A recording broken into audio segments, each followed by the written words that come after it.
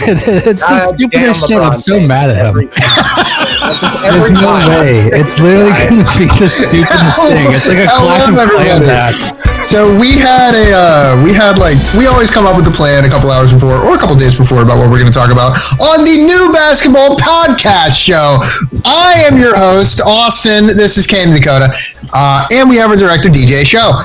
All of us are here and we like basketball. And today we were going to talk about exciting things like, ooh, it's the preseason. Ooh, it's basketball era. Ooh, WNBA finals. Ooh. But no, LeBron had to sit in a goddamn chair. So we have to talk about this decision too, which might actually... All of our plans are out the door. He announced the Decision 2. This is just the Decision 2 podcast. It's a Decision 2 podcast. Guys, the Decision 2 is a fucking Clash of Clans ad. There's no way it's a real announcement.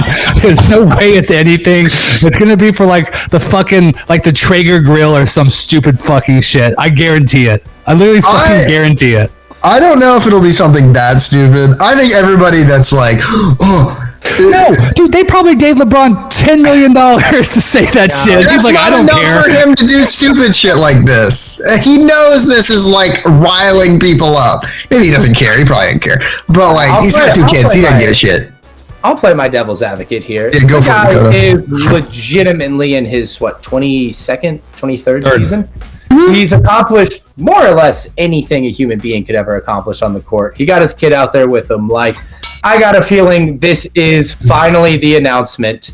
This is finally the thing where he says, look, it's my retirement. Because he desperately wants that Coach K retirement tour, that Kobe retirement tour, where every team he goes to is like, oh, we're going to put your jersey up on the fucking rafters. Like, no, LeBron James, like, just fucking retire in peace like Tim Duncan did. Well, the best retiree of all time was Tim Duncan. Tim Duncan just announced one day, it was like, yep, Tim Duncan retired. It wasn't like Rose got it. It wasn't like anybody else got it. He just announced it. It's like that. Like one day you wake up. You had your last sleepover with your friends. You know, like one day Tim Duncan played his last game and was like, "Hey, I'm not playing anymore." Why'd you have to say that in such a sad way? What the fuck? What's your problem? Well, here's the thing that's about this is that like unless I guess your last sleepover is when you're like fucking 18 and you're like, all right, we should stop. I sometimes whatever. Look, he and Kane still sleepover. You don't take that away from us. I won't lie. Sorry, LeBron has already said that that's the biggest regret of his career was the way he handled the decision the first time. I doubt he would be bringing up the decision 2 for something real or serious again. There's no fucking way. There's no way he's going to go back and do it. But that's my thought. And he's been making fun of him out for years. He still does that. Like, he doesn't care that people make fun of him. He'll just do the same thing over and over. That's why I don't think it's a real thing. That's why I think it's an ad. I bet it's an ad, but I bet it's probably more like for some NBA thing. I've seen people poking around that it's like whatever NBA EuroLeague they want to do. I bet it. I would believe it's related to that. No, it's the boring answer. I think the funny answer is that he says, hey guys, me and Magic have AIDS now, and we're all going to have to deal with it. I think maybe it's an announcement like that. Dude, the other... A second AIDS has hit the players. Yeah. Wouldn't that be cool, though? If he stands harmoniously with Magic. Bravely standing up for him. The good thing about this, though, is that we will not have to wait long to find out because tomorrow at noon Eastern, LeBron is going to go on. Give us the date, so then people 20 years from now know what we're talking about. The 7th, October 7th, 2025 at 12 Eastern. LeBron James, the decision number 2, the Traeger grill. It's coming out. There's no way he's announcing something that isn't his name, though. It would be the LeBron grill. It'd be the Traeger. Yeah. It's just gonna be like he's like, you know what it probably is? He's probably gonna sit down and say, "Guys, my alcohol has a new line." It's probably so stupid. Yeah, I think it's that. I would be fucking shocked if LeBron's retirement isn't an announced thing a week in advance and not on fucking Instagram. Agreed. That shit will be everywhere. everywhere. Agreed. No. I think he cleverly picked, because everybody knows this, the NFL is king. They just are, ratings-wise, everything. He didn't pick a Monday. He didn't pick a Wednesday, a Thursday. He didn't want to fuck with college football on a Friday and Saturday. He picked Tuesday because football is king. Nothing goes on with football on Tuesdays. So he wanted to dominate the news cycle for like 2 days, and then he gets into the next weekend and no one cares about it again. That's why it's not the retirement. That's why it's like the fucking tree. I have one tiny little question. It could go long. Sorry if it does. Do you guys think teams other than the Cavs and the Heat will retire a LeBron jersey like the Heat did for Jordan? Lakers will. You think the Lakers will? Yes. I mean, the Lakers probably will, I guess. It's LeBron James. Yes, the Lakers will. Shut the fuck up. That's I know. crazy. Yeah, but he's not like, I mean, he won't get a statue. I know that's different, but it's in the way of like, he hasn't done that much for the Lakers. Dude, he made them draft some shitter. The Lakers are obsessed with pointing up in the rafters and being like, look at that. That's true. No, LeBron James up there is one of the more look at that things. But do you think? I bet they even retire a jersey that has him scoring the like record-breaking point on it. I bet he gets 2 jerseys. I'm not exaggerating. I bet he gets 2 jerseys in those rafters, and he doesn't deserve a single one. James Worthy deserves more of a jersey up in the rafter than he does. Okay. We don't have time for all this. Okay. Everyone gets one sentence. I don't care how you contextualize it. You get one sentence to wrap up. To finish it up. Yes, the decision too. So, everyone one sentence first. And I get to choose first. Dakota, you're first. Le Decision is going to be a much bigger deal than you guys are making it out to be. No one can say anything. Moving on. Austin, you're up. Fortnite skin. That's what I was thinking. Kane, you're up. I'm going to hold off on my Clash of Clans coins purchase until tomorrow to see if something drops. That's wise. All right, Austin, let's get us into the rest of the show. Yeah, so we have our main topic tonight. It's more preseason banner. Basically, we took a look at what Vegas thinks of where the teams are. Because, honest to God, the right way to figure out how a team might be in the preseason and what the general sentiment is where people are putting their goddamn money. Because people lie about shit all the time. I'm going to sit here and I'm going to tell you the Pistons are a 60-win team. I am not putting money on that. And neither would anybody. So we wanted to take a look at the Vegas win total over-unders for a couple different teams. We picked 6, I believe it was. And we're going to discuss, do we think it's a little over? Where do we think they're going to end up? I think the first one we're going to let Kane take over as he is a native. If this is in the order that I think it is. We'll talk about whatever order it comes up. Show what's the first whatever team. order it comes up. Yeah, show. You guys putting my shirt up like that, I'm going to feel really silly right now. No, it's okay, but you will need to cry a little bit. Put away George Clooney Austin. I don't like you. It's gone. The Pistons first. Okay. So we have the Pistons first. So this graphic here says they're at 46.5 for their win total. Real quick, that's the over-under win total for each team this year we're giving, and these numbers are from FanDuel, the sportsbook, and these were got today, October 6, 2025. These are up-to-date over-unders. As of October 6. Yeah. These could literally change tomorrow. I mean, I bet the Grizzlies will probably go down by the time this airs because John Moran is already injured because he's a bum. So let's go ahead and get into this a little bit. We each brought in our own favorite team to talk about too. I'm a Pistons guy. Since I started watching, Pistons are my team. I like the way they play. I like a lot of their players. I think they have a good story. I think, based on where they're at, this isn't that insane.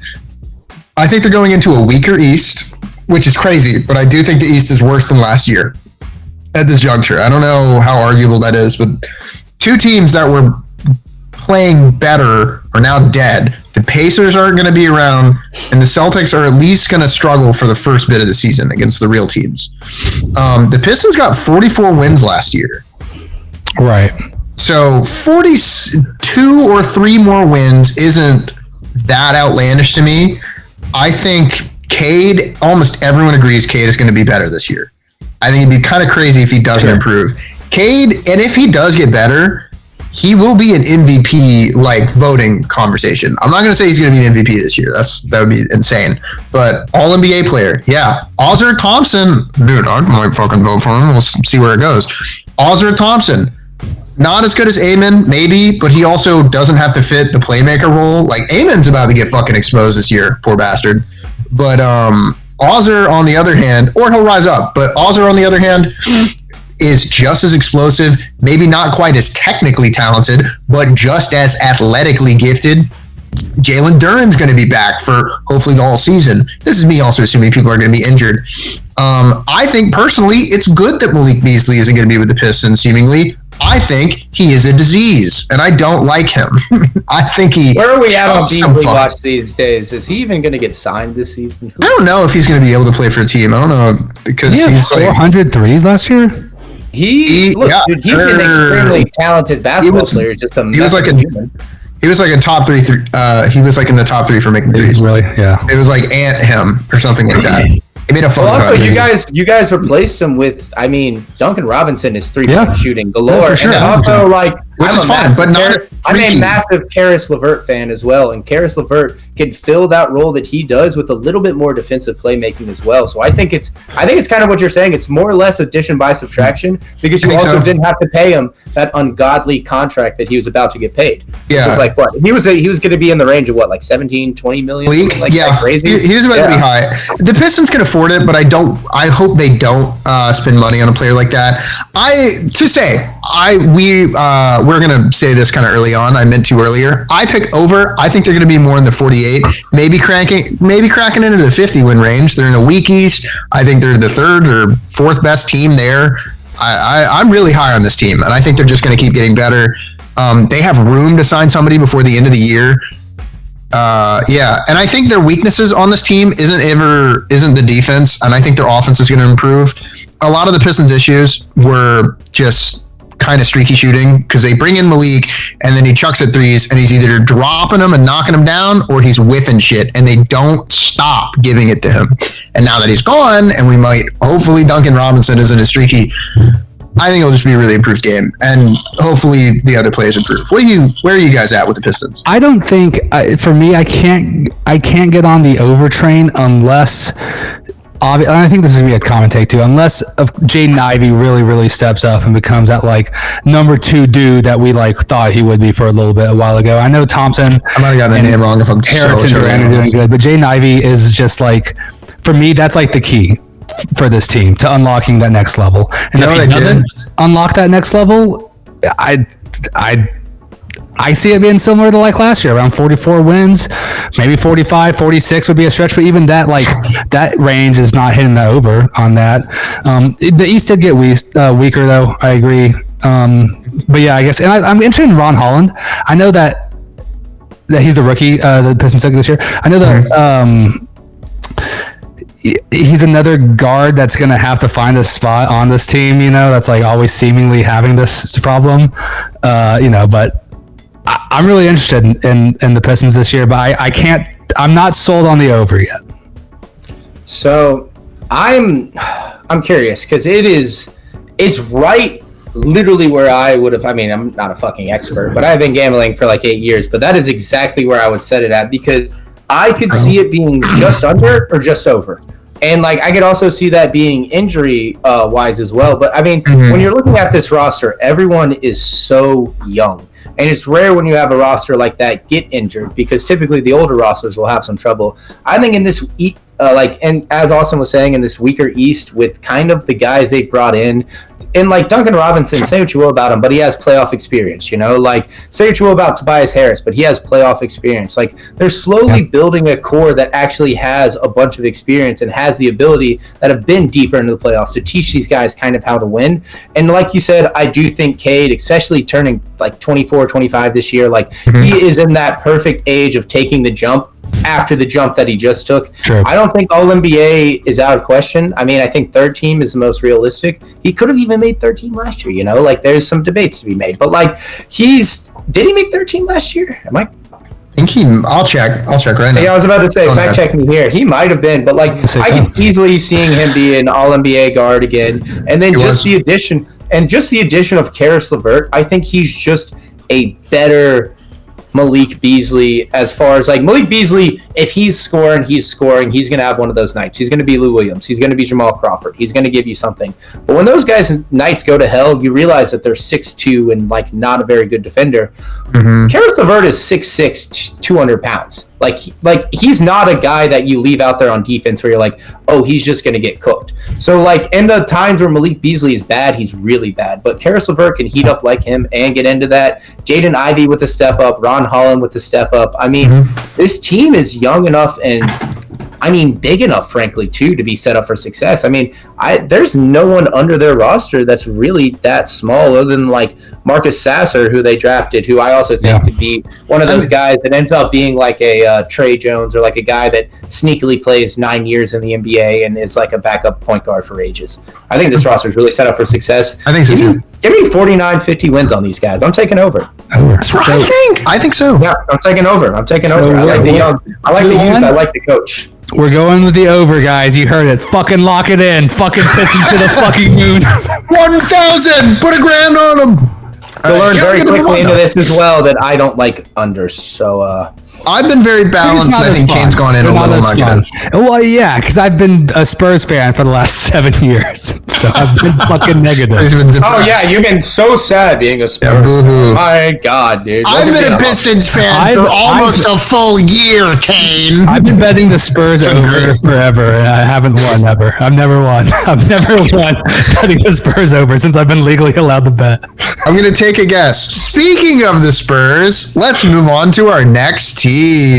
Wow. Am I going to be an idiot this time, or is it going to work? No, you did it to me. It's the poopy one. No. Who wants to take over on this one? Who's going to lead this one? So go ahead, Dakota. I was going to say, Dakota looks excited. I am the #1 Cooper Flag guy in the world. And you know what? Sound off in the comments whether this joke is good or not. But Cooper Flag is the great white hope. You've heard it here first. He is the great white hope. It has been a long time since we have had an American white guy that has been this talented, this tall, this good, man. Throw all that other shit out the window. Don't sound off in the comments, by the way. Sound off in the comments. We already know. But at the end of the day, jokes aside, I do think Cooper Flag is. I think his floor is a top 30 player. I think his ceiling is a top 15 player. I don't think he's ever going to really be that top 10, top 5 guy. But I just think his skill set, the way he plays basketball, he is suited to be the second guy on a team that can win a championship. And let's be real, Anthony Davis towards the end of the year last year was insane. The run he took the Mavericks on to make the play-in, to theoretically fuck up their draft stock, and then they ended up with the number 1 pick. Who knows what happened that Nico did behind the scenes? But you look at this roster, and it is pretty it's pretty well balanced. It's pretty well balanced. I mean, like, it's got talent. Listeners, Austin was playing the flute. He's a bassoon. I mean, we don't know exactly when Kyrie Irving's going to get back, but just looking at that front court, I mean, it is going to be hard to score on this team. With Daniel Gafford, with Cooper Flag, with Anthony Davis, with Derek Lively. I mean, that is one of the best 5-man rotations, probably the best 5-man or 4-man rotation in basketball right now as far as big guys go. I mean, defensively, that is I wouldn't be shocked if Gafford or Lively is traded by, quickly into it. But I think just building off of the fact that I truly believe Anthony Davis, when he's healthy, is a top 10 player. I like him with goggles on. I really love Cooper Flag next to him. Kyrie coming back is going to be a bit of a concern, but like this team is going to be scary to look at. And then you're going to have this fun battle in a couple of years where it's Wemby, Cooper Flag, and you guys' favorite Chet Holmgren, just all like playing this like fun style of like you mean extremely offensive basketball or extremely defensive basketball with some pretty offensive takes. Like Sengun is all offense. He's not like these guys. Chet, Cooper, and Wemby. So I like everything you said. I think Kyrie's kind of supposed to be scheduled around January to come back. I know that's not like he's coming back way quicker than he tell you this. Let me tell you this though. I did Washington too. Wow. I did just look it up, and he's apparently doing well, but he's not ahead of schedule, so he won't be back that soon. Oh, I did forget they got D'Angelo Russell. Yeah, they signed D'Lo. So D'Lo is going to be their point guard for the start of the season, and I think he's either great or enough. Terrible. So here's the thing. So they went 39 and 43 last year. They were kind of like, we can talk about it. They were trying to lose games at the end of the year, right? So I mean, that's like a false number. But they are a worse team than they were at the start of last year. Do we agree or disagree? That's a longer conversation too. I disagree, man. I think adding the faces they did and just like, I mean, last year they had Luka, but Luka was hurt going into the season, and so it's a little different. Like if Luka was 100% healthy coming into last year, I would have agreed to y'all. But he was hurt coming into the season. They had some. Are we quantifying with current Luka or fat Luka? Fat Luka went to the finals the year. Yeah, I was about to say Fat Luka has always been good. Yeah, he's a fatty. That's a great point. He is. All right, hold on. I just like the fact that they have a decent guard lineup without him. They brought in some good pieces. I just really believe in Cooper Flag. I'm not saying this is necessarily an over. I just like this team, and I think they're going to be fun to watch. I like watching defensive basketball teams. I know what you're saying. For me, the West is just pretty strong as always, towards the top two. I think strong. It'll be tough to get more than. So basically, what we're saying is like, are they going to be a 500 team or not? You know, and that's a tough call. That's literally a coin flip right there, right? Like, if I had to pick though, God, I'm gonna be the pessimist again. I'll say under just to keep the show rounded. I like the under. I like the under as well. It's just. There's too many health things going on. If everything goes right, I can see them fucking skying over this over. But like, how often is Anthony Davis healthy? You know, like is Cooper Flag willing to carry it? Yeah. I like the under as well. I think they're a 38 win team. Like 38 seems pretty fair. They're like going in for that play in. They're the 10th or 9th seed, you know, like, but 41.5 just seems kind of like a Cooper Flag adjustment that like he's going to take some time to get good. 39 was enough for the 10th seed last year. I'll tell you this though, Anthony Davis is, I think, the real conversation to have about this team, about whether or not he's healthy and they would go over. I think Anthony Davis probably is good enough to force these guys to be a 500 team. It will come down to how fast Cooper Flag develops, because Kyrie is going to be late, if anything. The rest of their team is kind of and old at times. I don't trust them. However, for AD, he has average played 60 games a year. Like, he's not that unhealthy. I'm still going to take the under. I don't trust this team to be healthy at all. I think this is probably the team on our list right now that's like hey, maybe next year. But I am curious. So were you unanimous? I wonder what Cooper Flag's Rookie of the Year odds are, because it's got to be it's minus like 250 or that's something, a lock. You know? Yeah, the only way that anyone else could win is an injury. Yeah, probably. Purely. And he's too young. I bet he doesn't. So. No, I like him a lot. Right. I'm a big Cooper Flag guy. Who's next? Where are we at next? You could say he might be the... Oh, sorry. The clickbait! No, what was up there, Dakota, before we move on? Oh, I was just going to say he's a great white hope. But yeah, let's get back to That's Thanasis. All right. Yeah, so the Lakers, Kane, I think it's your turn. Yeah, sure. I'll talk about Lakers. Why not? So last year, the Lakers went 47-35. They had a mid-season trade that changed up a lot of stuff about their team. For what was it? Marcus Smart. What's his name? No, you're close. Maxi Kleber. Yes. No, but they added Luka Doncic, of course, and they traded AD. So we're going from the Mavs to the Lakers. Just going to go right for that swap. So this year the Lakers are going to be rolling out probably Luka, Austin Reeves, Rui Hachimura, LeBron at the 4, and then dominating. That's their new pickup at center. DeAndre Ayton, the number 1 overall pick from 2018. Are you kidding me? I love that. Dominating is going to be bad for this team. He's going to be bad. I mean, he had a horrible first preseason game. But really, though, he's also had a horrible... last couple of years, he's had a bad run. He had a great start in Phoenix, and they went to the finals. You know, so. But then, but they also added Marcus Smart, right? They've got Gabe Vincent, who's another good bench guard. Jake LaRavia is interesting. Jared Vanderbilt's a good defensive presence. I love Jackson Vanderbilt. Hayes sucks. They've got. Why are we not bigger Jackson Hayes? He needs to be on our list of favorite players. Yeah, no, he's an NBPS. He's a Jordan Poole. Jackson Hayes needs to be one of our guys. He's the center of our guys. We finally found our center. And I guess a lot of the talk That is our center. is around. Well, obviously LeBron's older and he's still putting up good numbers, but Luka's skinny and hot now and ready to win the MVP. He was hot the whole time. Let's be very clear. But really though, I am expecting a big year from Luka. Like that's Luka, but like I'm expecting an even bigger year than we're typically prepared for. I do worry though. Like 49.5 is a lot of wins. They're basically saying this is a 50-win team, which is definitely possible, right? Like a Luka LeBron team should be, but stuff could definitely not go their way, right? Like honestly, the real thing to me is that like the top is so strong as whatever, but the rest of the team, the bench, I just don't think they're deep enough to really. This is one of those things where I don't want to say the under on this, but right now I am leaning in the under. When I wrote on here, I'm waiting for you guys to help make me do an over bet.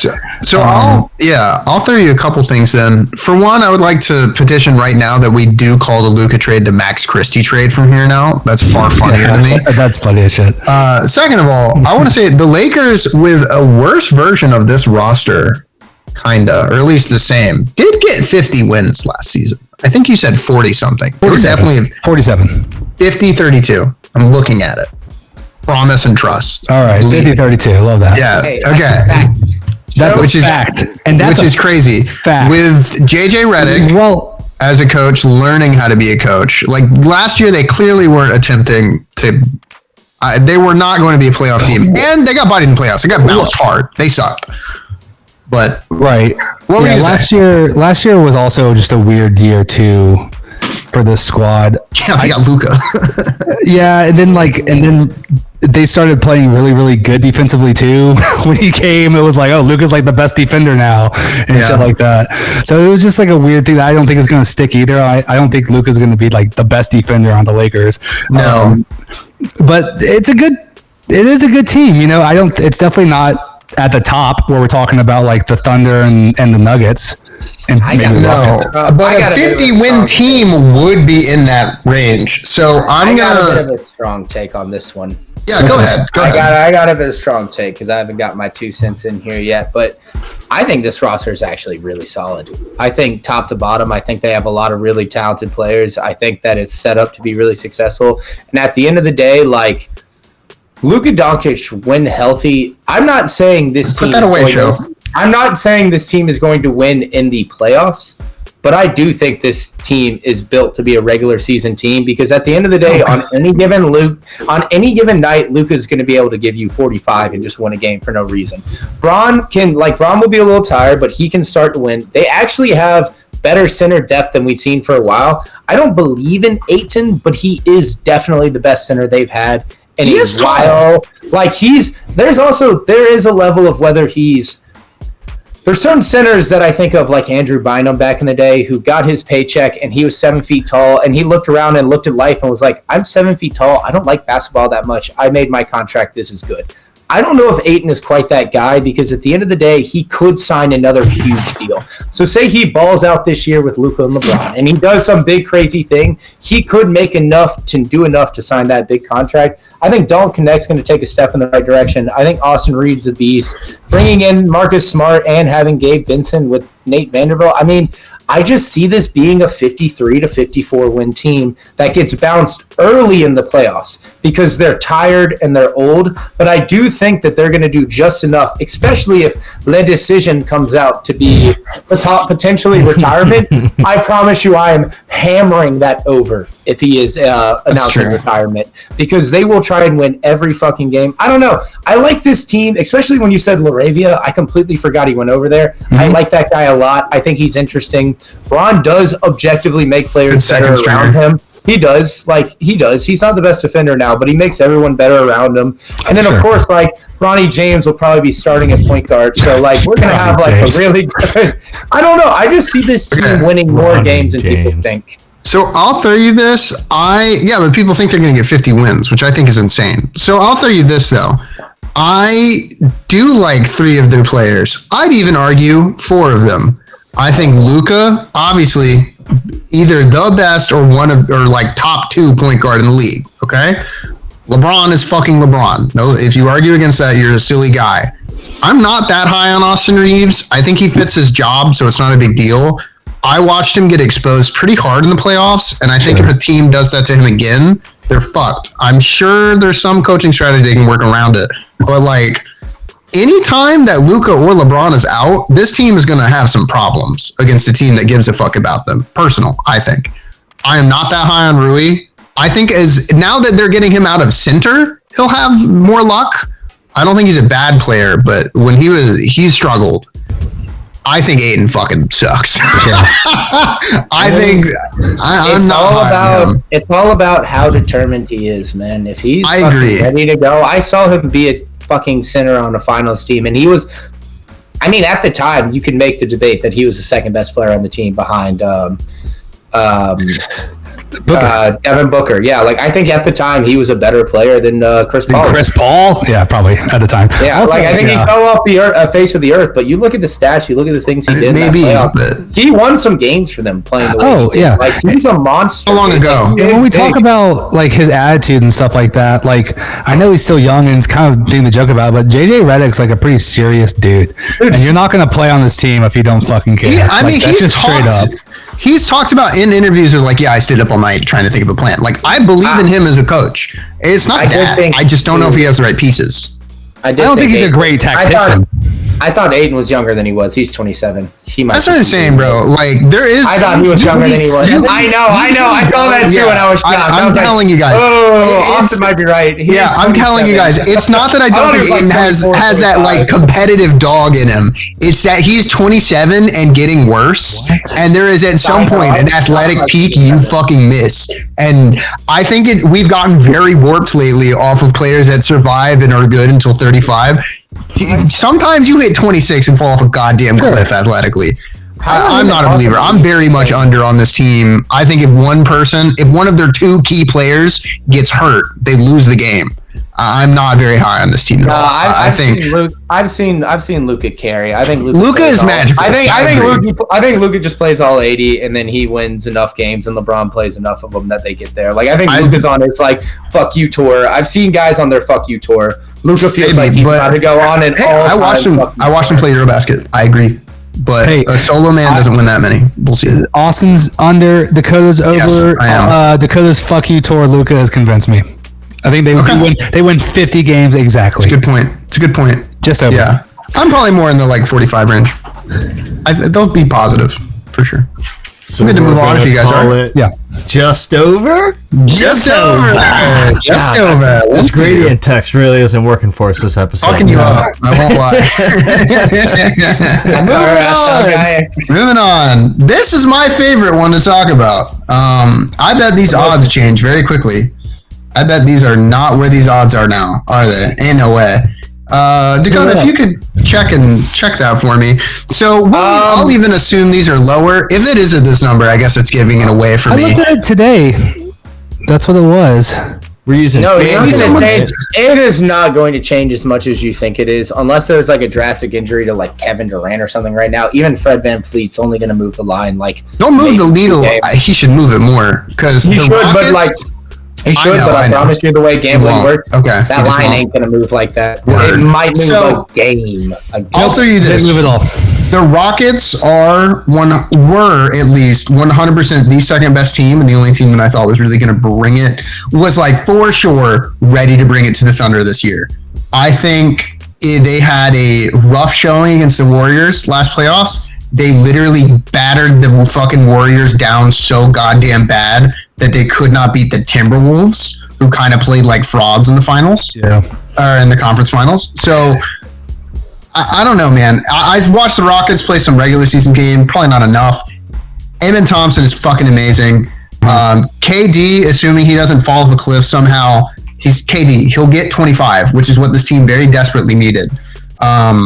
I think the thing for this team, the obvious answer is that they're all getting better. A lot of their pieces are younger, but the main guy putting the puzzle together is gone. And their options are a young guy who have not really given enough real game time yet. And I'm not saying they won't. It'll just lead to them probably not get Reed Shepherd. Yeah, Reed Shepherd is what has just about. not. Yeah, Reed Shepherd has not gotten enough time to consistently. I think he's a very good player. I'm not opposed to them playing him. It just would probably lead to them not winning a couple games.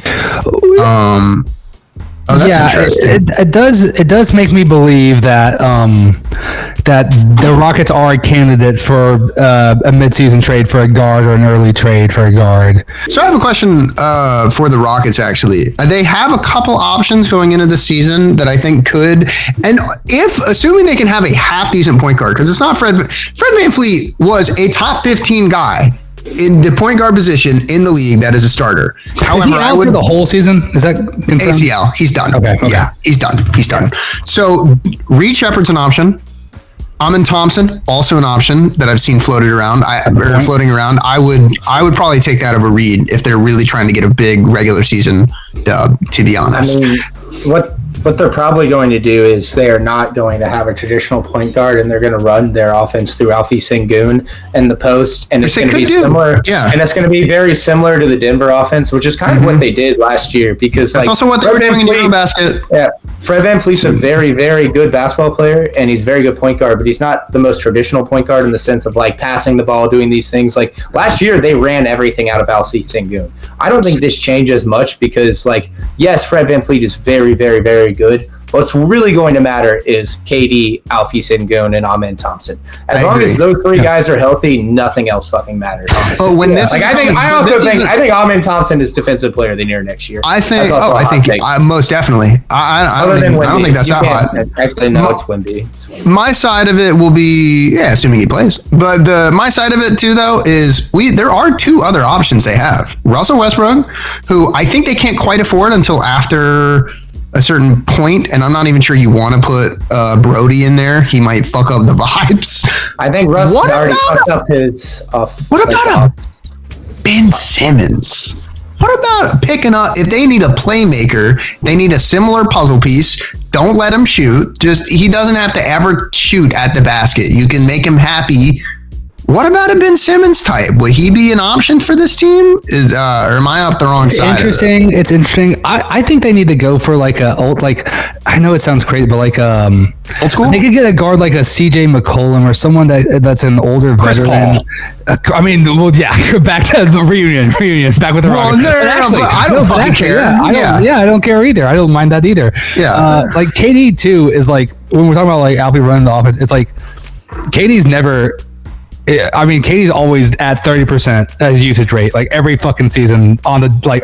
That's what he does. Like he calls it how he wants it. 30%. He's got the ball 30% of the time, right? So KD needs the ball 100%. And why wouldn't you? That's why you brought him there. He's KD, like fucking 28 a game off nothing, and have it be like nothing for him. You know what I mean? That's exactly what he's there for. And so like, they were at 52 wins last year. You know, and it's at the same line, and now you're just essentially trading out Jalen Green for and Dylan Brooks. Let's be very clear. VanVleet's hurt, so I think it is a little bit of a downgrade. But Thompson's getting better and older. Alfie's better, older. I mean, those two are stars. They're crazy. Both of the Thompson twins, I think, have a potential to be. I'm way higher in Ozer than other people are, and I'm okay with that. But like, I don't think he's that much worse. I think he plays with a much younger team. The difference for Amin Thompson is that he's learning with some more experienced people right now. Ozer got his start on the most dog shit roster. To be very fair to the guy. Jabari Smith Jr. can really put it together this year too, dude. Yeah. He's a crazy. This is my take on these guys right now. I think this team is unbelievably well set up to be successful. I think this team is a potential championship team.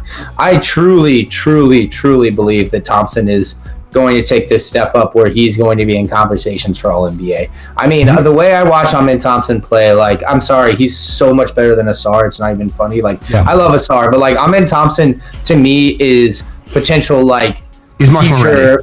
Future potential face of the NBA. Like, I think this guy is like not face, but I'm talking like one of those guys that people talk about. Amin Thompson perennial all-star. I mean, he'll be an Olympic starter. The way he plays, the way he does the things that he does, if he learns any semblance of offensive game, I mean, he might be the most athletic player in the NBA right now. And I don't know if that's an insane take. I'm talking just pure athleticism, court to court, running the floor, jumping, strength.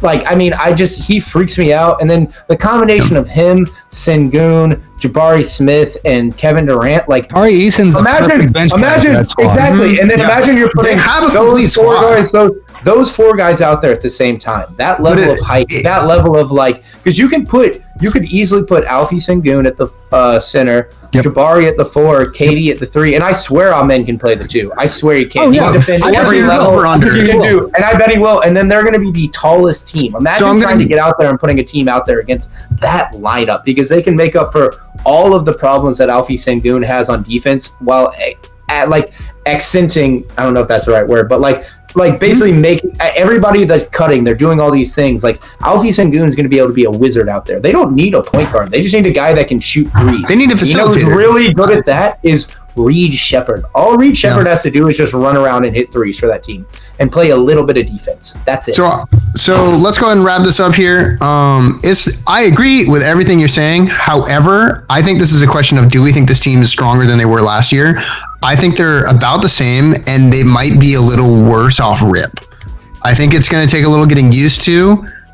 So for that reason, I'm going to put them in under. I don't think that really changes my thought on their playoff contention. I think they have actually a pretty good chance of coming back and being very strong in the playoffs this year. But yeah, so I'm taking under on them, actually. I feel as strong as Steven Adams. Let's get the over, baby. Okay. It's just a good team, dude. It is a good team. And all the real pieces that you, besides KD, that you want to, got older, and it's better because of it. Nobody's overrated. Nobody's aging. I'm also going over because at the end of the day, I don't love the guy, but Ime Udoka is an incredible fucking coach. And he will figure this out very easily. Like, this is a team that is just going to win basketball games. Rocky, get out of here. Easy over. Okay. Let's move on. So we have Dakota's pick.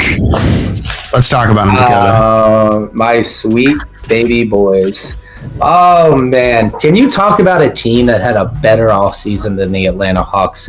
The additions we made, everything we've done, everyone's getting older. I think they have the strongest offseason. Think about it. I mean, like Tingus Pingus in which that is Kristaps Porzingis for everybody not knowing, but Tingus Pingus as in a contract year. Anytime he's been in a contract year, he averages like 4 more points, a couple more rebounds, assists more. Like, the guy plays for money, and I don't care that he plays for money because that's what I want. You've got he has to play for money this year. Right now, we also, the smallest person on our roster is Trae Young. I would love to give him 6'2", but let's be real, probably like 6'1", 6'5", 11. But at the end of the day, everyone else is above 6'5".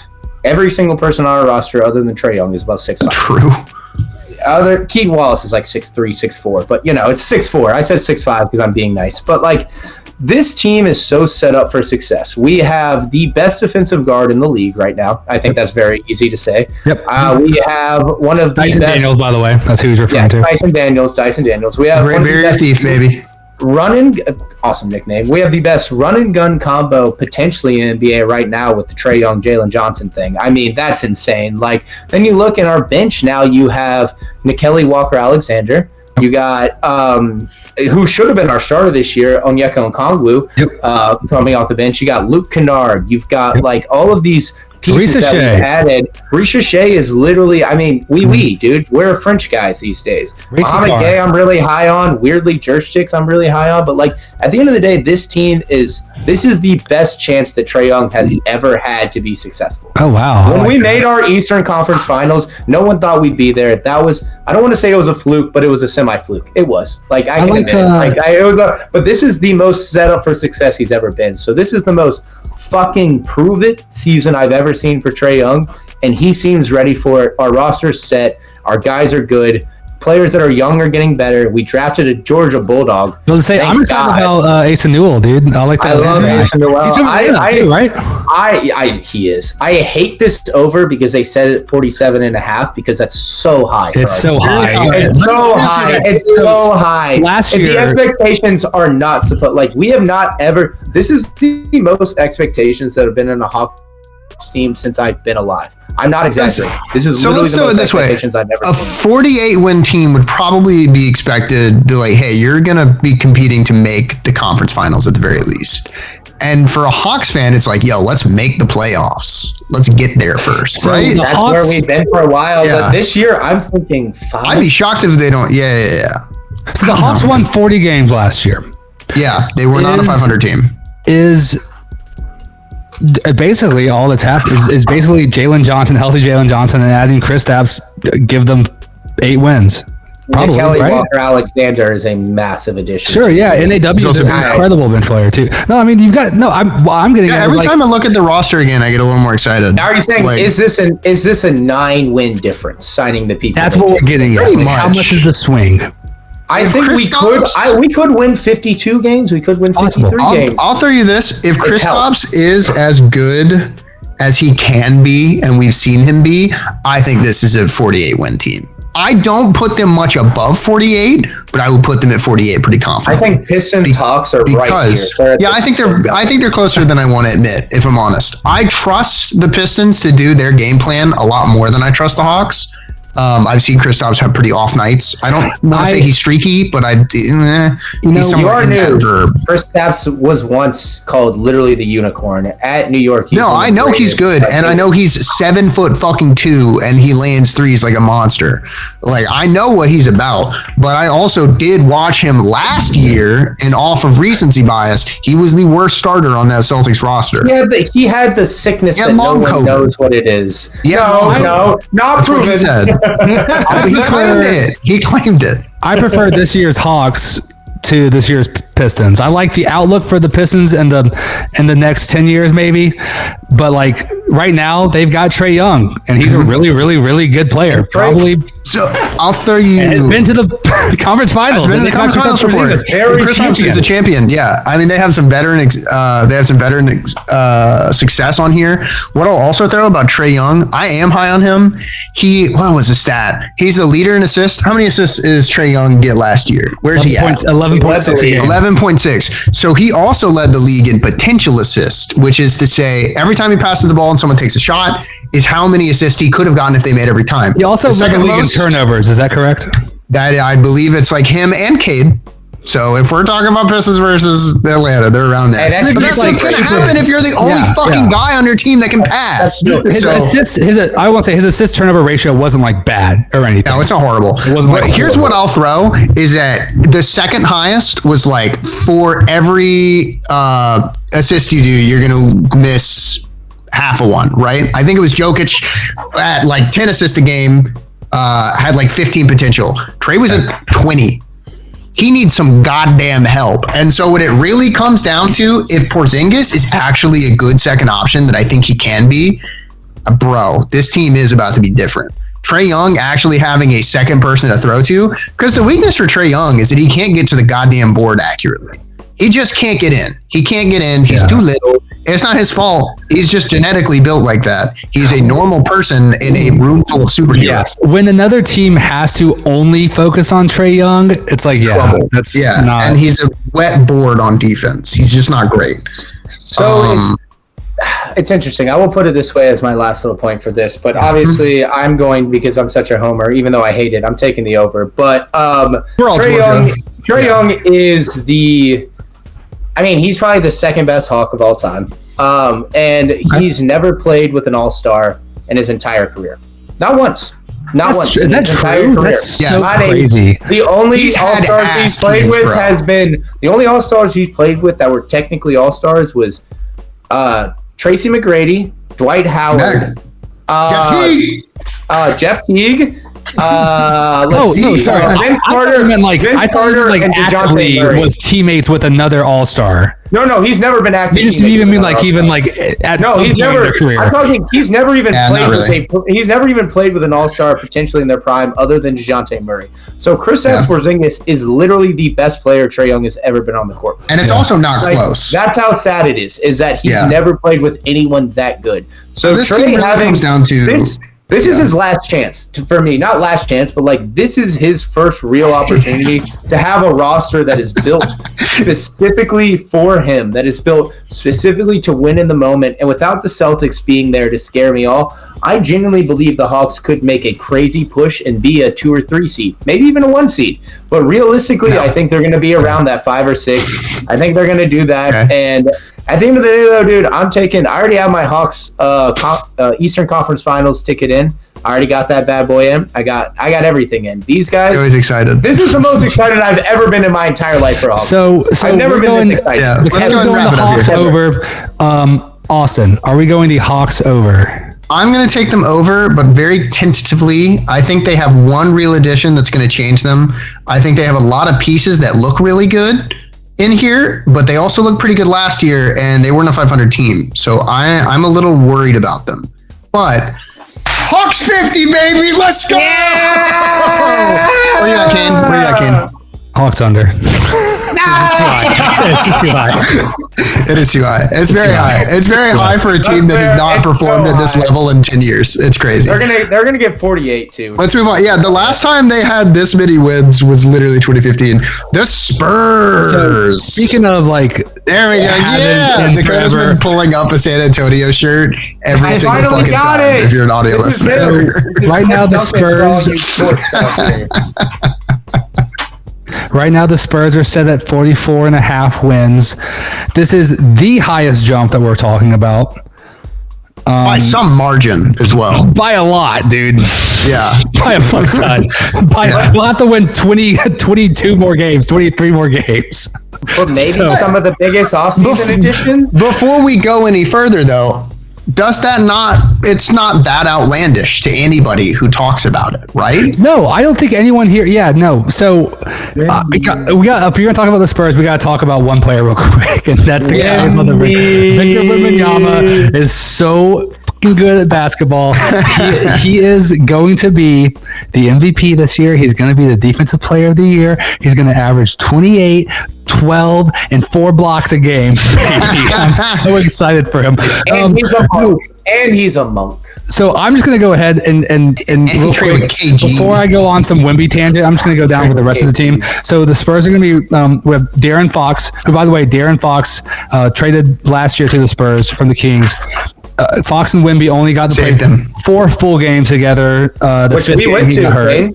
Yes. We went to De'Aaron Fox's first game. To the opening game. First game. He's the only Spurs player on his opening night to go 20 and 10 ever. So that's pretty cool. So Fox is a really, really good fucking point guard, though. Better than Wemby, some say. He's been definitely lapsed in the world of point guard in the NBA, right? Like there was a world where he was like a pretty sure top 5, but like he's not top 5 anymore. And if he's not on someone's top 10 list of point guards, I wouldn't think you were crazy. The point guard position's gotten faster and bigger and better, and hasn't necessarily. But one good season puts you in the top 10. That's all it takes. That's all it takes. Puts you in the top 15. It's that quick. Sure, but if it's the most recent, that's how they played for a year. Right. So I think what Kane's saying is for 20 games. He had 20. The gap between 15 and 10 is not that big. Very small. Stephon Castle is going to be playing too. Rookie of the year last year. Just a great player, dude. He's so explosive. He's so freaking fun to watch. If he can develop a 3, that's such a serious fucking player. Devin Vassell. Devin Vassell's a player I really liked early on, and I've liked less and less every year. He's a great backup shooting guard. He's a great guard, backup shooting guard, though. He really is, but he's got the bag now, too. Sohan, I like a lot. Jeremy Sohan. It's not Harrison Barnes might start. I think Sohan at the end of the year should be. He's just such a versatile player. Obviously, we've got the bench. We've got two incredible rookies, Dylan Harper, Carter Bryant. Dylan Harper, the number 2 pick. Carter Bryant. Dylan Harper is so good. And Carter Bryant freaks me out. Keldon Johnson looks like fucking crazy. I don't know if you've seen him this year. He is so ripped. Dude, Keldon Johnson put on like 15 pounds of muscle. And then we on the offseason, we got Luke Cornett. We got the Cornett contest. He's a great backup center. Maybe the best backup center in the NBA. Probably one of the best backup centers in the NBA. I agree. Aaron Fox is injured. Yeah, he's always dude. He'll be fine. He's just gonna miss a few weeks. That's fine. That happens. That's a few weeks in the season. Point guard, yeah. De'Aaron Fox is always like, he's got an ankle, and then he plays. So okay. So I'm just going to real quickly while I have the floor. I want to talk about Wemby real quick. Okay. The floor is yours. The floor is yours. Yeah, go ahead. Glaze this man for us, Kane. Okay. So last year, Wemby put up 24, 11, almost 4 assists a game, and 3.8 blocks a game, and that was in 44 games. He only played half the season because he had a blood clot. So that's a big story too, but that he's been cleared from that. That's not something that's going to come back. It's not supposed to, at least. It's like a one-time thing. So I don't think that needs to be factored into his injury history. If something else does come up and it's like a blood clot thing, like a Chris Bosh thing, that's going to suck. But Wemby is on pace. So I just want to say this. So Wemby's going to be injured his 21 year. He'll be 21. He's just turned 21. He's going to be able to buy beer now. You're joking. Yes, he's 21 years old. He just turned. So Wemby has 430 years. This is third. Oh, sorry, I didn't realize that was a middle finger. All right, I meant to do the Wemby has 430 blocks at the age of 21. So I'm going to go down the list right now of all the other block leaders. Okay, Tim Duncan at 21, he had 208. So that's half of Wemby's. Hakeem Olajuwon at 21 had 0 blocks, did not enter the NBA. Dikembe Mutombo at 21 had 0 blocks, did not enter the NBA. Mark Eaton had 0 blocks, had not entered the NBA. Patrick Ewing at 21 had 0 blocks. So right, guys, everyone in the top 10 list. Everyone in the top 10 list played in the 70s and 80s. No, that's not true. That's so untrue. Everyone I just said is not. The only player that's on the list that is Kareem Abdul-Jabbar, and he started getting blocks in the 4th. They started recording him in his 5th season. Right. So basically what I'm getting at is that, like, no one is even close to coming near the pace that he's going to be on. It's literally insane. By his 13th season, he's projected to break the block record. Now, 13 seasons is a lot, whatever. But let's talk about the 3-point shooting, too. He's shooting so many threes. Okay, right now, he has 242 threes or something like that. He has over 25% of all of Cat's career 3 points in just 2 seasons. And Cat's known as the best big shooting big man recently. Is that true or not? Like, right? Like, that's astounding. It's an astounding stat. Everything about Wemby is astounding. He's an alien. It doesn't make sense. Last year he had 2. Last year in half the season, he had 2 5x5 games.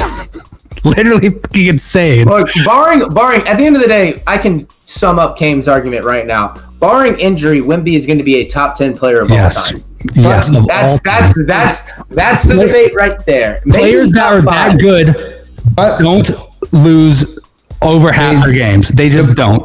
The problem for Wemby going into this is, number one, he is too fucking big, and historically, everyone that is that size does have more injury trouble than normal human beings. I do think he's 21, so we're not going to see that yet. However, he does have 4 other starters to worry about and other teammates. I don't know if they have a winning mentality in that team formed quite yet. I know they historically do. Dakota's shaking his head. It is hard to shake losing. That is a hard thing to change. And I know they can do it, but I don't know if it'll be this year. And I don't think it necessarily has to be this year. I think this is where they start, though. Won 22 games last year. So last year they were 21-25 with Wemby. So that's not good, right?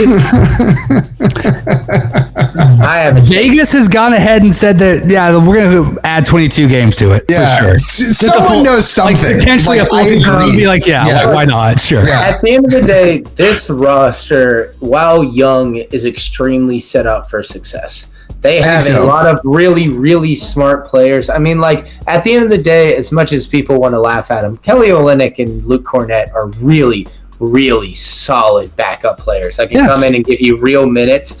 I think every single guy on this team is going to get a lot better I mean, they're all so young. And then Harrison Barnes has been there. Dude, he's done that. He's done a lot. Like, at the end of the day, we all know what comes down with this roster. I don't even think it matters about Dylan Harper. I think it just kind of matters. I think, is Victor Wembanyama really good enough? That motherfucker yet? Is he really that guy? Is he the type of guy to change a 20? This is all I'll say. Let's wrap it up. I'm going to go ahead and say over. And I'm going to go ahead and cite the scrimmage game where Wemby fucking backs the fuck out of Swan and slams it in the most insane way I've ever seen. I was like, oh, so now Wemby's doing bully ball. Like, that's sick. Great. Yeah, he played with Kevin Garnett for a couple days, and now he learned this shit. Awesome. On a slight Bookie Bungalow preview, I might be taking an alternate line on this. Go on ahead. But so where are y'all taking this? Over, under? Okay. So I want to be different.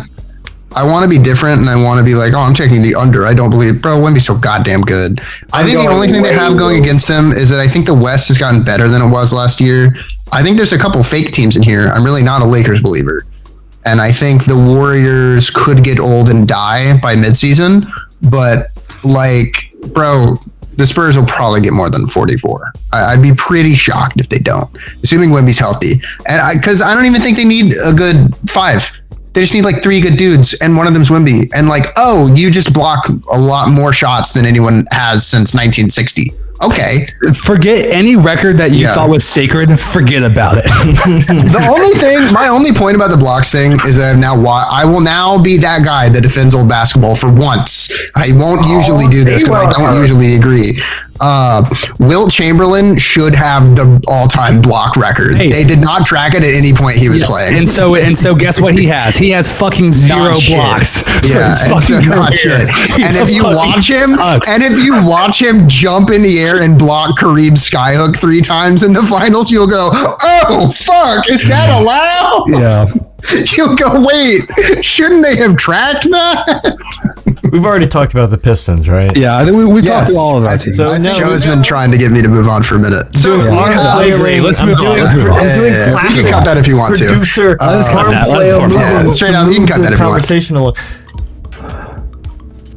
So, for our little side topics we got here, we have the WNBA, which is the WNBA Lockout. I don't have that much to say about this personally. This has just kind of been a long time coming. The leadership for the WNBA, Kathy, I don't remember her full name because I'm a misogynist, I guess. So, Kathy is just like apparently done such a shit job running the league. Just values to play. Engelbert. No wonder I didn't remember. That's a shit name. So Kathy has just done a really weird job of running the league. Doesn't really seem to be capable of. Whenever somebody bitches that the WNBA doesn't make money, you should complain about the commissioner. Adam Silver, as much as you may or may not like him, is really fucking good at making the NBA profitable, and he is going to make this engine work. Kathy is not doing that and doesn't really seem to understand the value of her players or how to use them. Also, from the little of WNBA playoffs we watched this year, all together, we all agree that shit was violent, right? That's crazy. They need some Jordan. They need to play it like, all right, Jordan's in the league. Let's stop letting people get hurt. It's crazy to watch.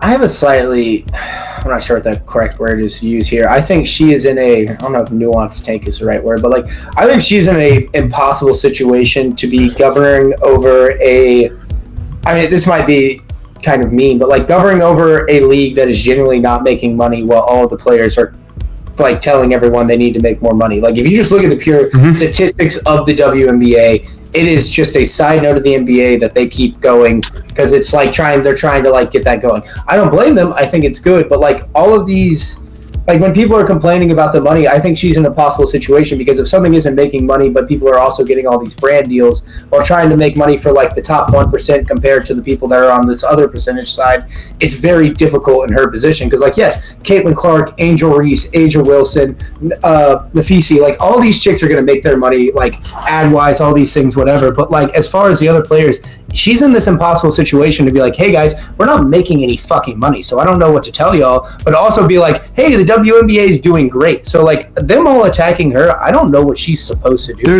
I'm not well versed in it, but it seems like What are you supposed to do in a commissioner when you're running something that's not making money? It's losing money every year, and then all of your players are saying you should make more money. I mean, her Caitlin Clark statement. The Caitlin Clark thing was insane. That was tone deaf, but also and it doesn't seem behind. That was said behind closed doors, so we don't even know if that's a real fucking thing. Like that, we don't know if it's we don't know about the context. You're right, but it sounds like it's not an isolated incident. According to come out and say that wasn't true. I just don't know what she's supposed to do. I genuinely don't know what, like, if you're the WNBA commissioner, what do? You're losing money and your players are asking for more money. At that point, how do you say, like, hey, we're in a dying business? Because you can't say that. It's such a specific time because, like we're alluding to, is that the CBA is now up. That's the collective bargaining agreement for the WNBA. So this offseason, they're supposed to renegotiate it, right? And if that doesn't get done, there is no collective bargaining agreement. There's no player union agreement in there. The players will not play. It will be a lockout. Adam Silver has already said it's going to happen. He said he guarantees it. He said, quote, he says, "We will get a deal done with the players. Lots of work left to be done, but we'll of course get to a new collective bargaining agreement." So we're at the crazy part too, where it's like Adam Silver has had to big dog the league and say, "All right, shut up, Kathy. Like I'm taking charge here." But that's my side of it, of whether or not. I even think there's probably some conversation that the WNBA doesn't lose as much money as they say they do. And it's probably pretty beneficial for Kathy's position to say, hey, we don't make money, so we don't really want to pay our players like that. Because if you look at the franchises, I think the individual franchises do make money. There's some money that's actually being made at the WNBA. Maybe not at a corporate level, but you can hide that shit. Just in general, that is a hideable thing. Profits are generally I don't know. I just think it's fishy that at this point they're still not that profitable, or at least close. That's not even the conversation to me. It's that Kathy has now lost the full trust of the players. There was no point, like, people on the outside don't like David Stern. People on the inside like David Stern. People on the inside like Adam Silver because he makes them a lot of fucking money. And David Stern got the league where it is. Kathy is holding the league back in these players' eyes. I think whether or not the CBA, whether or not any money agreements actually do come up, if beneficially or non-beneficially to the players, maybe they have a sit down and it's like, hey, this is really the limit amount of money we can do. I don't think Kathy can stay. I think she's got to go. I think the trust is gone, and I don't think that's a good place to be in the league where the commissioner puts themselves above the player. I think that's a rough spot. That job just seems... That job sucks, but fuck you. You get paid a lot of money. I'll go do it. I'm sure she fucking does. She got to be. Let's pocket watch the fuck out of Kathy. You know what? Also, Kane, you got anything to say? We haven't done it in a while. I'm going to hit Kathy with a hard bucko today. She is a bucko. Kathy Engelbert, you're the bucko of the day. That's all I'll say too. Bucko of the day. I hope the WNBA gets their CBA done. I'm sure they will. I'm sure Adam Silver will get it done. I'm sure Adam Silver will get it done. Get that bucko out of there, dude. We don't like bucko on the podcast. Yeah. That's really all we can say without more stuff happening. Okay. But yeah, it's like, he is right. It's a really hard situation. And I don't know Kathy's in and out job, but your job as a commissioner is to make everybody within your league happy. And she has just clearly not done that. And they have a very clear reffing situation. That needs to be rectified like yesterday. That's a problem. If you can't trust that your refs are going to keep the game like any better than like street ball, just people fucking you up, bro, that's not a league. So I don't know. I think she should kind of take the threat seriously of some of the like under talk of, hey, we're going to go do our own thing. Like the Unrivaled League is great. Like people like that shit. People watch it. We're a players podcast. Fuck the commissioners. We ride with the WNBA ladies. Fuck Kathy. No, I only like We're with you guys. We're with you ladies. Fuck you, Kathy. I'm a player first person, but get out of here. For our last topic on the little side topics that I have written down, of the only like really important stuff. So we have the Kuminga contract talk. We're finally fucking done. The Warriors roster's over. What do you guys think about the roster now that we have it? Now that Kuminga signed the same goddamn deal they offered him like a month ago. Kuminga signed. I don't give a fuck. I'm so sick of talking about this. Yeah, I don't care either. I fucking hate fuck. I'm over it. Send them to the Wizards. Send them to the Wizards. I agree. And like that's what we should do with all of our things that we don't want. Just send them to the Wizards. So I guess they're actually below the second apron. That surprises me. So I think the real conversation to actually have is who are they going to trade? Who are they replacing him with on January? Because I think they have to keep him like till January 15th, right? Who are they getting January 16th? That's the conversation to have. It's going to be 3 role players from the Charlotte Hornets, and they're all going to end up being really good once they leave the Charlotte Hornets. You should get Herb Jones. That's it. That should be. Yeah. God, get Herb Jones out of there, please. I want to see Save him. Save our man. Just not Save our man, bro. They've had too many good things. Honestly, I want them to just stay with Golden State. Just let them have the cum bucket and let them suck for another 3 years with him. I like so we can just Warriors, keep talking about it. No, That's I'm true. sick of Steph Curry. I'm sick of this shit. Get them the fuck out of here. Let's get some new blood in there. All right, I mean, that's really all we got for the side topic. The main side topic we had was the decision, and then, preseason talk. Actually, I lied. There's been a lot of preseason games. We had the Lakers look like shit. We talked about that a little bit with DeAndre Ayton. They did not look very good, but they also didn't have the real players, so whatever. MPJ beat Jerusalem. That was weird. Any preseason games? Do you guys think preseason even matters? Does it? No. Not really. Okay. Yeah, Austin, welcome to basketball preseason. No, I don't know, because there's literally there's not even a like maybe it's some random. Okay, I just wanted to make sure. I'm new to the sport. Again, I'd like to reiterate some of the stuff I come from, like preseason. It means like preseason and racing is very important. It means slightly more than summer league, which literally couldn't mean anything. Less than nothing. Yeah. Okay. So it means nothing instead of less than nothing. It's not even worth talking about. Word. All right. Well, let's move on to our real next segment, show and tell. I believe this week is Kane. Yay! Let's talk about it. I want to talk about. I was inspired by what Austin did last time, where he talked about like player efficiency ratings and shit like that, and like different and analytical stuff. So I was like, let's explain some more stuff too. Let's talk about first. I want to explain what bird rights are, because I will go into this next thing. So I don't know, Austin, are you aware at all what bird rights are? I've heard of it, and every time I hear someone try to explain it, my eyes glaze over a little bit. So let's see if we can change that. So previous to the 83-84 season, the NBA had a salary cap that was a hard cap that basically said no team could spend over that number, no matter what. Okay, so what would happen is you would have a bunch of good players, you would spend money, and then your star would have to leave because you didn't have any more money to pay him, and that would just keep happening. So that was the thing that happened all the time. And they were like, should be an issue, right? You should be able to develop your stars and then lose them. And so a guy named Larry Bird had a contract year during the time of the 83-84 season. Wait, the basketball player? Yes. Yeah, so literally that one. So bird rights are named after Larry Bird. So I did not know that. Yes. So Larry Bird, basically, the Celtics were over the cap, and they were going to have to basically let him walk. And so they created a new rule that says that if a player plays for 3 consecutive seasons for a team, you get what's called their bird rights, which is where for your bird rights, you can sign a player over the salary cap by exceeding the salary cap with them.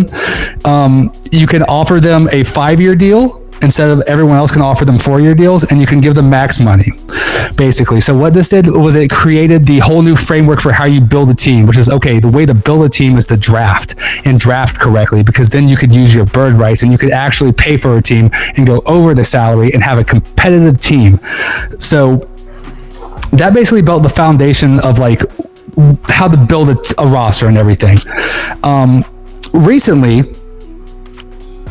in the last like 5 or 6 years or so, a lot of teams went crazy over on this, and so we had teams like the 2020 Warriors and the Clippers and stuff. They went insanely over that, and so they created a new system, which is called the apron system. So I have a new thing we're going to talk about that. So if you don't understand, so there's a soft cap on the salary right now, current day. Yeah, so this is current. So this is right now. This started in 2023. The 2022-2023 season. So the salary cap, you could always go under it. It doesn't matter. If you go over the salary cap, that's okay, because there are exceptions, much like the bird rights. And then there's like traded player exceptions, rookie exceptions. There's tons of exceptions that you can use to pay over the cap. Then we have what's called the tax level. So in between the salary and the tax level, there's like some weird room where you can pay more. It doesn't matter, whatever. Anytime you pay over the tax level, that money gets sent back into league distribution for teams that did not pay over the tax. So basically, non-tax paying teams would get half that money distributed, and then the rest of it would be sent through like the NBA and their programs and different things like that. And there's a way to redistribute wealth and incentivize teams not to spend over, or if they did it, distributed the wealth. So then they have the first apron, which is right now this season it's $7 million over. It changes each year based off what the actual cap is. So if you sign players over the first apron and your team is above that cap, you basically are pretty hamstrung with that. So you can't have any trade exceptions. So these exceptions that we talked about, like where you can sign players over for the trades and stuff like that, you can't do that anymore. There's no sign and trading. That's not a thing. So there's no taking money back in trades. Basically means that you can't accept more money than was going out. And there's a couple teams that are under that, and it's like pretty restrictive, and it does suck. But what's really, really the way to stop them is the second apron, which is like going to jail. That is NBA jail, like literally. That's where Golden State, Boston have been living in for the last year. And now Golden State's under, baby. Thanks, Kuminga. That's 17. This season, 17 million over.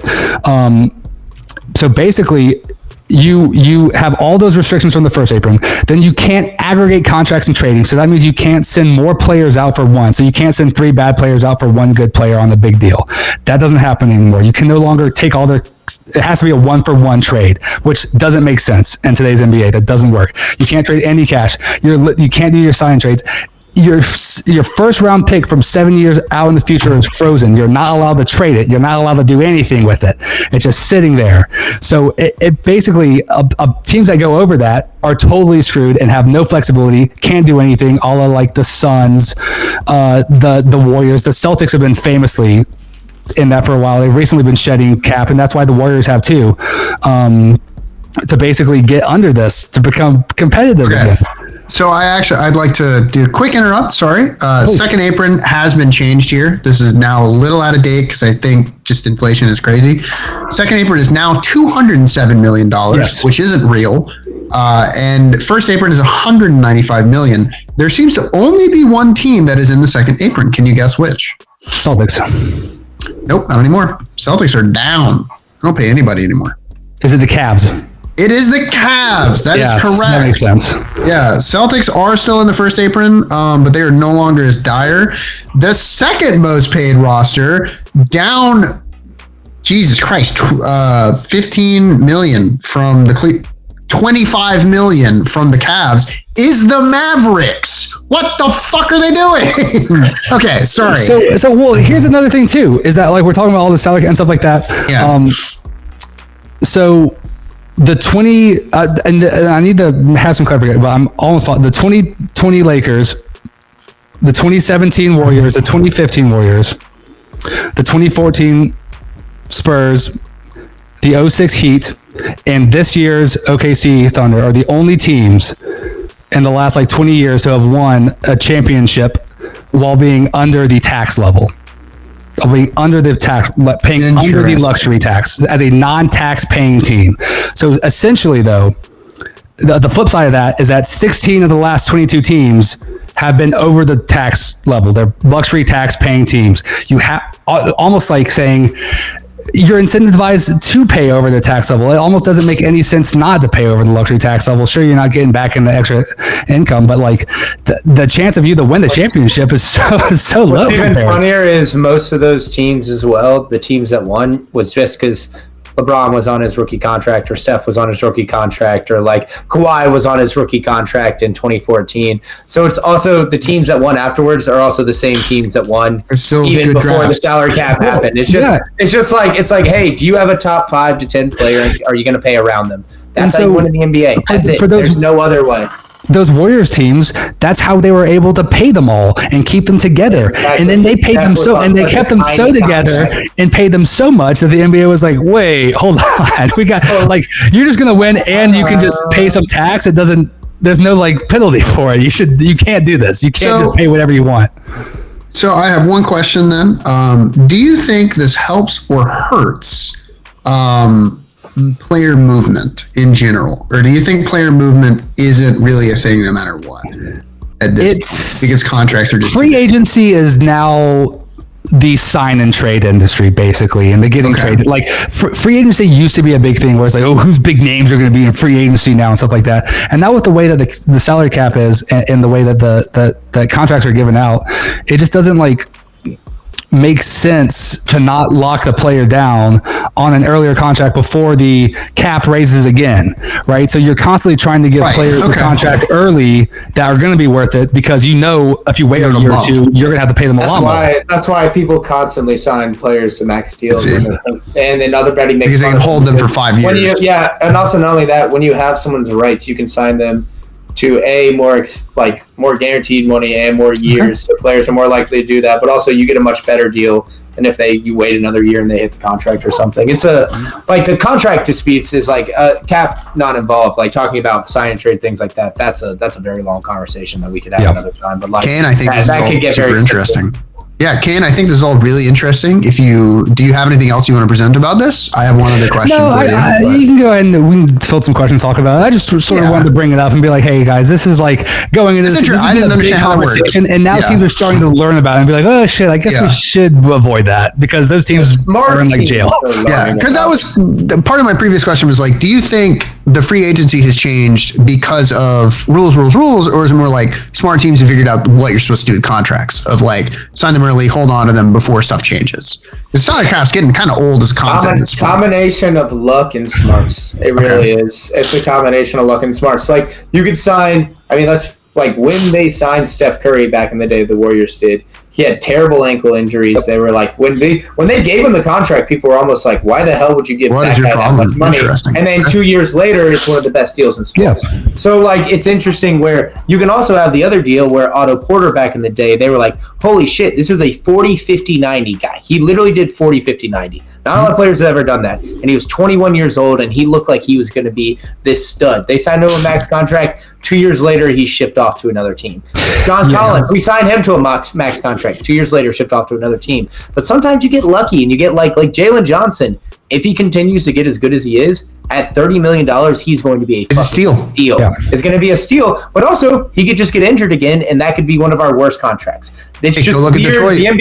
The NBA is luck combined with skill. And because of that, teams realize they can't be in the second apron because they are so hamstrung of anything where that happened. They couldn't make any trades, basically. They couldn't literally do anything to save their team. You know, and that's what the Suns realized with KD and all that.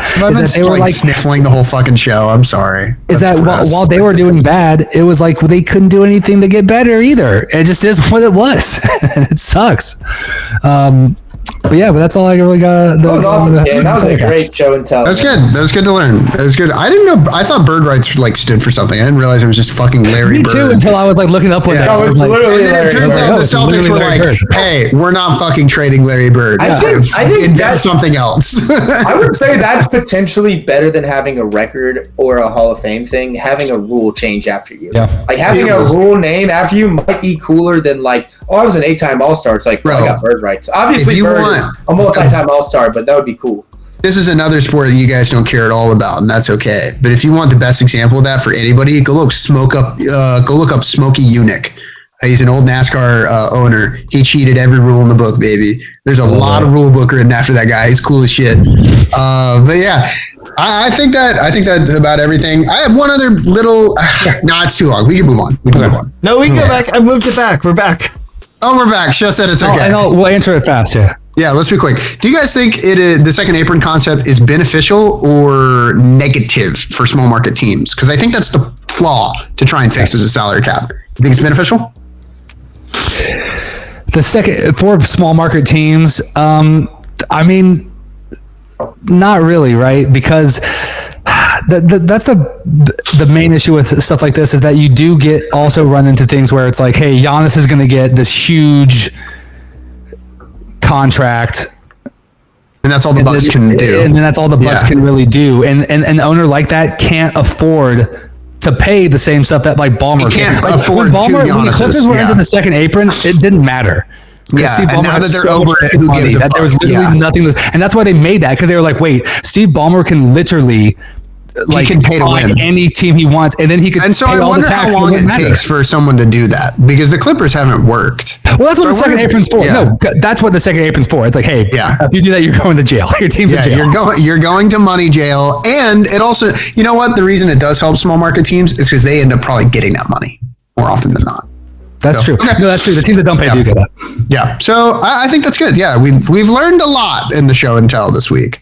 Dakota, I have to go take medicine very soon, so please tell me what I should bet on so I can pay for my American health care. Did we lose him? Oh, we might have lost him. But yeah, just here we can vamp a little bit. Yeah, about it. Oh, is he back? No, he's back. Okay, cool. He was never gone. Sorry, I almost ruined everything. We're good then. All right, Dakota, you want to tell us? I made a really smart joke a second ago. Do you want to help my segue and tell me what we're betting on? I'll shake your head, you bitch. All right, welcome back. This is Dakota Blue, sponsored by. So Dakota's Bookie Bungalow. What we have today is So I'm just going to do a quick explanation because I don't think we've really gone over exactly sampling things. You know, like I don't think people really understand what I'm talking about sometimes when I'm talking about them. So what I'm going to go over quickly, just real briefly, is just over, under, money line, and spread. So when we talk about an over, under, typically what we're talking about is an over, under of a certain statistic. So whether that is a team going, like we talked about early, over, under their 48.5 wins, over would be over that number, under would be under that number. So you'll hear me throughout the year, and I might bring up a stat for a game. I will be like, hey, I really like Cade Cunningham to go over 7.5 assists tonight. So what that means essentially is I need Cade Cunningham to get either 8 assists to hit the over where I win, or if he's sitting there at 7 and below, that means I'm hitting the under.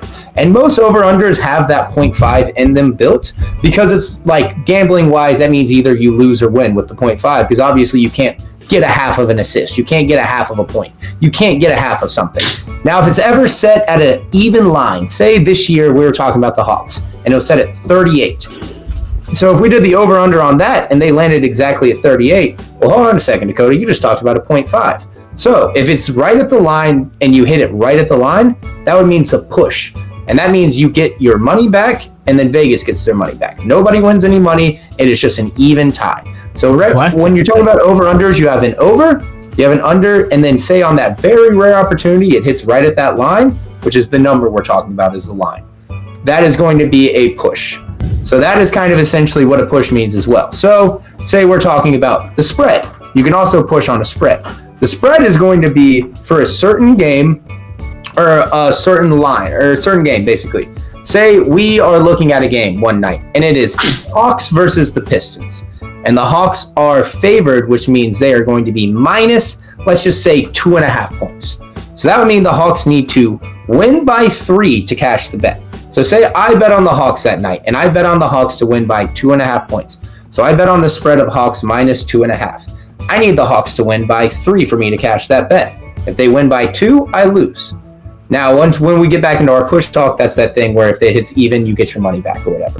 Now, say Austin bet on the Pistons at plus 2.5 instead of me betting on the Hawks at minus 2.5. That means Austin has 2 points of give, more or less, to play with. So if the Pistons lose by 2 and he bet on that, he's still fine. He wins that bet. Now, say the Pistons lose by 3, well, he loses that bet. So the spread is essentially what Vegas thinks that game specifically, how much better that team is. Yeah, like how much better. That makes sense. It's the way I would think to describe it. So like on any given game, it would be like they think the Hawks are 2.5 point better than the Pistons tonight. Or they think that the Pistons are 2.5 points worse than them that night. So that's kind of the spread, more or less, how that describes. And essentially when you're betting things, you're going to have lines on them, which is kind of the line of the number we're talking about. So if you're betting on the Hawks, it's minus 2.5. That means that is the point difference, the spread that you're betting on. The actual number of the bet that it is going to be the odds. And typically that is going to be either plus a number or minus a number. Very rarely when it's even odds. Even odds just means you put it's even. You bet money, you win the other money back. But essentially on a night like this, especially the spreads are always set at even odds, more or less, because that's kind of how they're supposed to be, because that's how Vegas evens the odds, because every team is not the same. Yeah. Now that's how we get into money line. I know this is complicated. I promise I'm trying to make it quick. But that's how we get into money line, because the spread is the differential of how much the Vegas thinks that another team is better than the other one. The money line is just betting on that team specifically that night.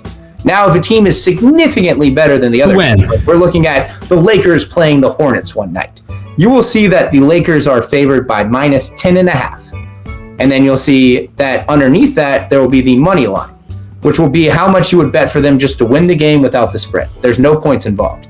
Typically, that number is going to be much more drastic. And that is going to be more of like if it's a heavy favorite, minus crazy number. If it's a heavy whatever, minus that number. But minus plus is essentially this. If somebody is plus $100, if you bet $100, you would make $100. Say someone is plus 110, you bet $100, you'd make 110. So the plus is very easy. You put $100 in there, just times it by the number that it is. So if I put $100 down that Wemby will be MVP, right now it's plus 1,200. I will be getting $1,200, or actually I'll be getting $1,300 back, right? Because you get your you would be original getting 100. $1,200 back, but your bet that you would get would just be back to you. So yes, Gotcha. you would lose that 100. But if you lost it, now let's say that Wemby for whatever reason was like minus 200. Sure. You'd have to put up $200. $50 back, essentially. Oh, I see. So, or if you were trying to get just your original $100, you put $200 down. I see. So essentially, think of that minus and plus sign as more or less like a times and a division sign, more or less. Not 100%. Take away 2 zeros. Yeah, it is that simple though. You're right. You're down 2 zeros, and it's a percentage. The numbers all look you don't think about it as 100 times. It's you get plus 100% of that. Minus 200%. It's almost like get rid of the zeros for the plus sign and say it's plus 120. Just do times 1 point. Like 2. Right. So that's kind of how it works. Yes. So that's just a little bit of quick gambling math. Now we know. If you really want to look it up, go on and do something important. else. Yeah, keep them on there. Look it up. But I do have one bet I would really like to place this. Send it to us. And now that we know how, make us $10. Now that we know how, we've got make me $10, please. And this is how we're going to make our $10. So last week, we rode the Aces. The Aces won us some good money. They covered that spread against the Fever. They did what they needed to do. Now we're looking at, we got a tough game 3 coming up, Aces and Mercury. Now this one is going to be played in, it's going to be played in Phoenix. And I'm not going to lie, guys, Vegas is up 2-0. They seem like they're whooping that ass. Everyone is saying, man, Aces, Aces, Aces, Aces, Aces. This is exactly when you take the Mercury. We're going to take the Mercury with the plus money on this one. So, going into this game, I'm trying to get my odds because it has changed right at the end. Right now, you got the Mercury minus 3.5. Now, that seems like a lot, especially because they lost 2 games in a row. But coming back to Phoenix, coming back after the game they played a nice... they kind of got their ass whooped last game. And the first game was really serious, so I think they beat the hell out of the Aces. I think we're looking at a 7-point win. So give me the Mercury over the Aces, minus 3.5. So what you're going to do betting-wise there, just one last explanation. If you're going to put $100 on the Aces, minus 3.5, you'll be getting back around $90 in winnings. Now, you were thinking that's not the best bet. 4 points is a lot. But coming back home, I really like these girls. I think they can kind of come back and make this a real series. Now, if you're thinking about it like that, and you're like, man, I don't want to make $90, just put in more money. Yeah, put in $900. If you put in $1,000, you'll make $970. 25. I am your financial advisor. This is legally financial advice. I actually shouldn't say that. That's problematic to say that. That's not right. Yeah, that's actually unacceptable to say. That's not. No, right. You should put in the face of what's his name, Steve. From The Big Short, whatever. I guess you can just use Steve Carell. Take the Mercury minus 3.5. Enjoy the game. It's going to be a good one. And I feel good. Yeah. Okay, especially because Lisa Thomas is so fucking good, dude. I'll do my The Big Short on the Mercury. Got it. Yeah, but you do the Big Short. Do a Big Short. Short the Mercury. Believe in Alyssa Thompson, dude, or Thomas. She's such a fucking beast. She's so good. and Kathy Engel. And we don't believe in what's the bet on her being? She's a bucko. What's the fucking over/under on Adam Silver shooting her dead in the fucking street for daring to make him work? It's true. Oh fuck! Wouldn't it be awesome if he just doesn't even have a lockout? He just walks in. It's like, yeah, it was really easy. 100%. Kathy, I'll put it this way: Kathy fired by December plus 250. That's my line. 250. Word. That's good. All right, y'all have anything else you want to talk about? Go Hawks. I sure don't. Go Hawks. I don't want to talk about that. That's gross. Go Pistons. All right, let's get on out of here. Thank you all so much for listening. If you've made it this far and you're like, wow, I like basketball podcasts, go ahead and sub to the channel. We're going to be making a lot more of these. Once a week is the plan. Maybe we'll do more if 1 million people listen to it. And we go, wow, this is money in business. And I want to, before we go off, I want to tease. We are in the developing right now. We are developing basketball's very own 999 challenge. Me and Austin are working on it. Yeah. Baseball the challenge where you have 9 hot dogs, 9 beers, and 9 innings. We're creating that for basketball. So stay tuned. We're going to unveil it. I think during the season. Yes. Once we make sure we understand it, we'll. Yeah. Last thing, if you're a real basketball fan and you're not listening to this podcast, we might have to call you a bucko. I don't want to do it, but I think you might have to listen because otherwise you're going to get. And your dad. You don't want to get buckoed. Yeah, you and your dad. Yeah, if you don't want to be that and your dad's single, make sure to check us out. Like the video, comment below on your dad's address. All right, y'all have a good one. I'm not kidding at all. I'm sorry. I got to do the music thing. Hold on. Everyone keep talking. Send it to your dad. All right. Send it to your dad. Yeah. People talk about metrics, and I think single dads is our main one.